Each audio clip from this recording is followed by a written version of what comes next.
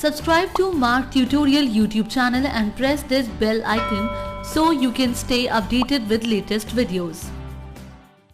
Hello friends, in this tutorial we will learn how to create ledger in Mark ERP. Basically, ledgers are there to maintain the records of any of the transactions like sale, purchase, cash received, etc. It is not possible to maintain records without the creation of ledgers or transactions. Ledgers are made or can be made according to the need and transaction. With the help of ledgers, it is easy to see any date of the transaction. So let's see how we can implement this in Mark software.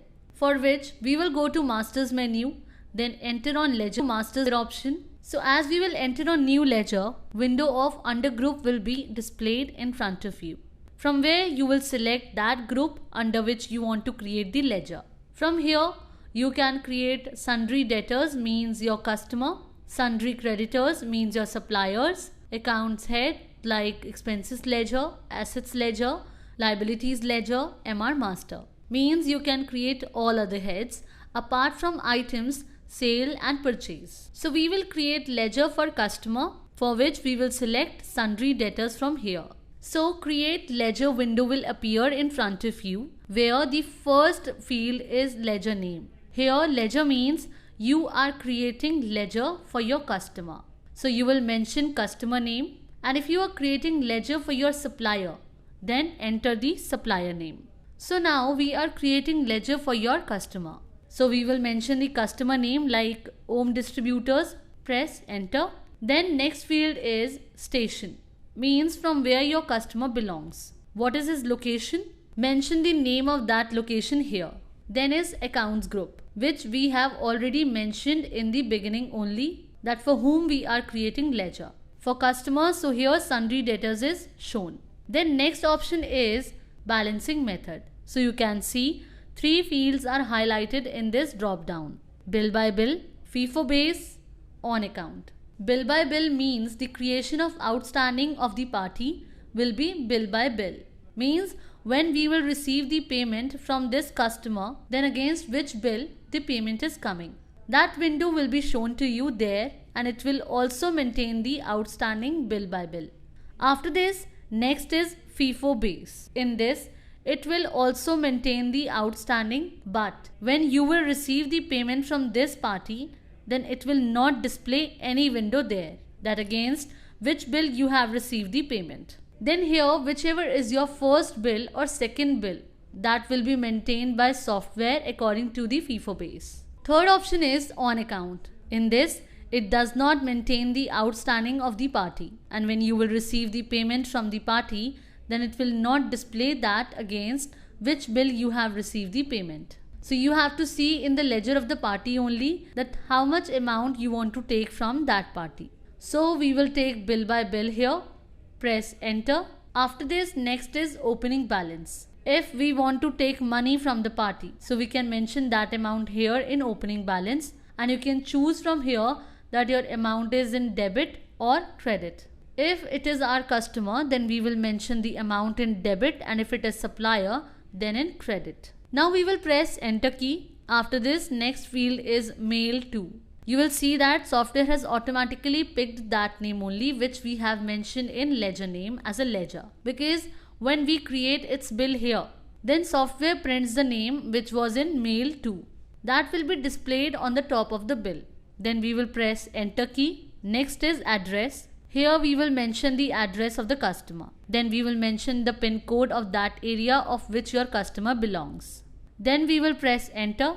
After that, we will enter the email address of the party. Then we will press enter. Then is the field is website. If the party has created any website, then you will mention the address of that website here. Press enter.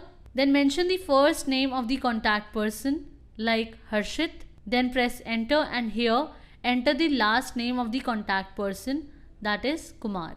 After this, next is designation. Means what is the designation of the contact person. If he is proprietor, then you will mention proprietor here, and if he is manager or other, then you will mention that. For now, we will mention manager. Then here we will mention the phone number of the office of the party. If it's 1, then mention 1. If there is another number of the office, then mention it. Mention the mobile number of the party here, and if you want to give the residential number of the party, then mention that. Then next field is fax number.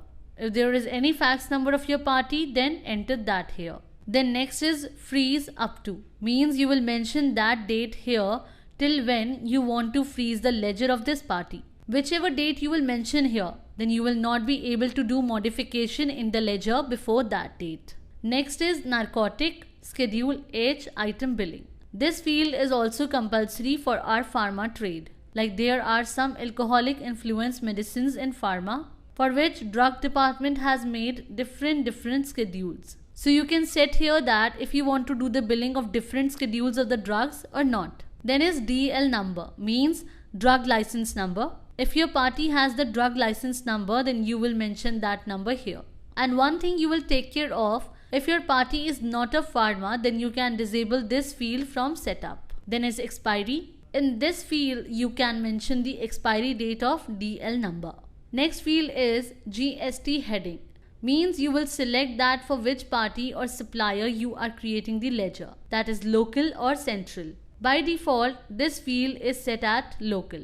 And if you want that whenever you will generate the bill of any party, then software needs to ask you the type. So for that, set ask local.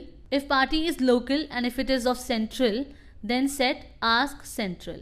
And here, feed the GSTIN number of that party, which is issued through the government. And if you don't have the GSTIN number of the party, then leave this field blank. Software will select state automatically on the basis of GSTIN number and mention that date here from when your party's GSTIN number is applicable. Next is VAT heading. This is one of the hard coding heading. Here you can give the manual heading as well, which will get printed at the time of taking printout. Like suppose if the VAT heading is TIN number, then you will mention the TIN number here.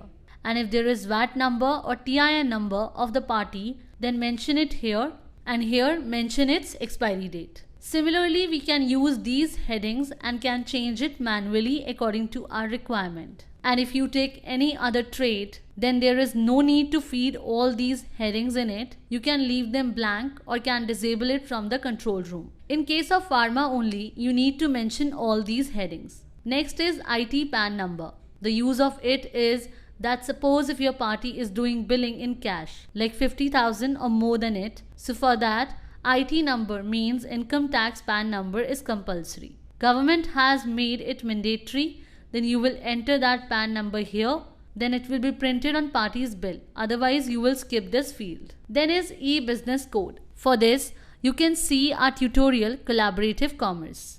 Next is note field. You can give a note for your party, whatever you want to mention as a note. Then it will also get printed in your party's bill. Then in ledger category, by default, this field is set on other field. But you can see few options are being highlighted in this drop down.